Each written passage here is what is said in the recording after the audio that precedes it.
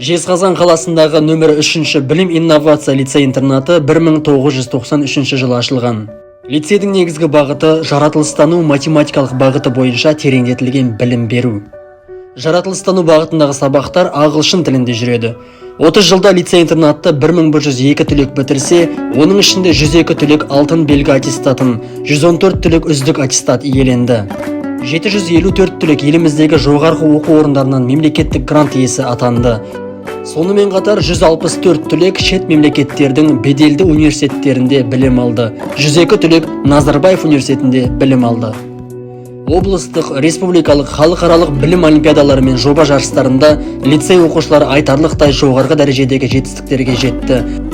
Оның ішінде облыстық олимпиадада білім алушылар 84 алтын, 119 күміс, 151 қола медаль иеленсе, облыстық ғылыми жобалар сайыстарында 12 алтын, 24 күміс, 52 қола медальға қол жеткізді. Республикалық олимпиадада 22 алтын, 26 күміс, 64 қола медаль, халықаралық олимпиадада 5 алтын, 13 күміс, 12 қола медальді қанжығаларына байлады. Биылғы республикалық олимпиада нәтижесі бойынша үздік олимпиадалық команда атағына ие болып, Қазақстан бойынша қола жүлдеге ие болды. Бүгінгі күні нөмірі 3 білім инновация лицей-интернатында 28 мұғалім қызмет атқарады.